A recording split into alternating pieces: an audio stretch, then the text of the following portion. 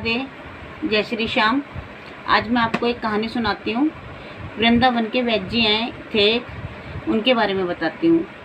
तो जो वैद्य जी थे वो ठाकुर जी के बहुत ज़्यादा भक्त थे, उनकी बहुत ज़्यादा पूजा करते थे, उन्हीं को मानते थे सब कुछ।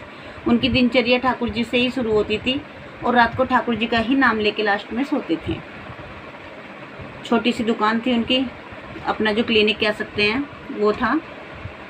तो उनका क्या काम था कि जब भी वो क्लिनिक पे जाते थे, अपनी डॉक्टर की दुकान पे जाते थे, तो वो अपनी पत्नी को कहते थे कि जो भी सामान मंगाना है रोज़ का वो मुझे एक पर्चे पे लिख के दे दे, ठीक है। ऐसे कह के वो उस पर्चे को लेके चले जाते थे।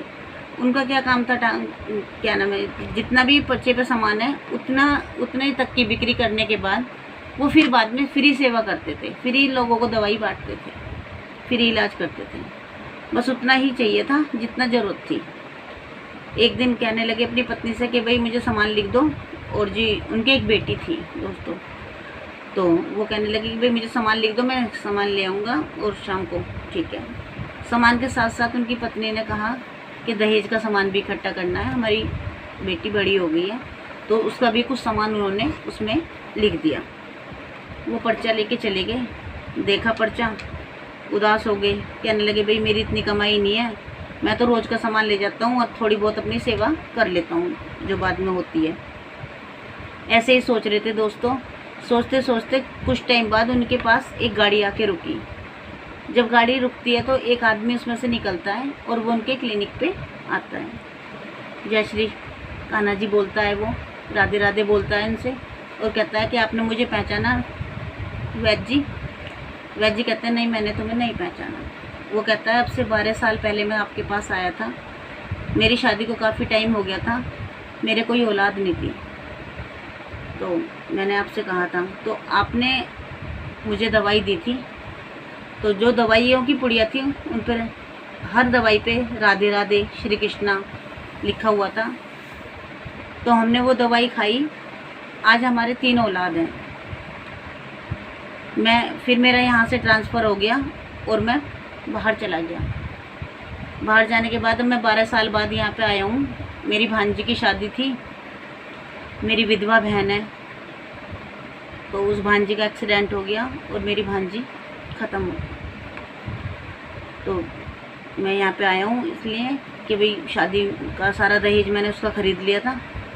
तो मैं वैद्य जी ये कहना चाहता हूँ कि आपकी भी बेटी बड़ी होगी, उस टाइम पे बहुत छोटी थी, तो जितना भी मैंने सामान लिया है मैं आपकी बेटी को वो दहेज में देना चाहता हूँ।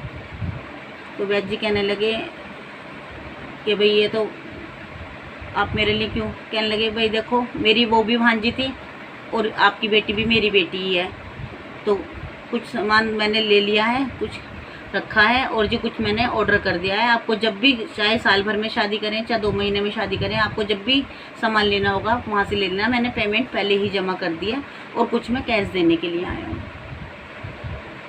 आपको लेना पड़ेगा। आपने तो हमारे ऊपर इतनी बड़ी कृपा करी है कि जिस दिन से आपने हमें दवाई दी थी और उसमें राधे श्याम कृष्णा वगैरह लिखा हुआ था, तो हम तब से ही, हमारी सुबह भी और शाम भी राधे नाम से ही होती है। हमारे घर में किसी चीज़ की कोई कमी नहीं है। आज मेरे 3 बच्चे हैं, मेरी 2 बेटी हैं, 1 बेटा है, तो आप ही की कृपा से वैद्य जी आज हमारे घर में किसी चीज़ की कमी नहीं है, जब से हमने श्याम बाबा का, ठाकुर जी का नाम लेना शुरू किया है। तो वो कहने लगे ठीक है। तो देखा आपने कि किस रूप में ठाकुर जी ने उस बंदे को भेजा। साक्षात ठाकुर जी थे कि कोई ना कोई कारण ऐसा बना देते हैं। दोस्तों हम ही तो सोचते हैं कि ठाकुर जी हमारी सुनते नहीं हैं, वो सुनते हैं। हमें लगता है कि नहीं सुनते हैं। क्या होता है कि वो किसी ना किसी रूप में, ठाकुर जी खुद नहीं आते, किसी ना किसी रूप में कि कोई भी किसी भी रास्ते से हमारी वो मदद करते हैं। अगर हम उन्हें सच्चे मन से माने तो हमारा कोई काम ऐसा नहीं है जो नहीं बनता दोस्तों। जय श्री कृष्णा, जय श्री श्याम।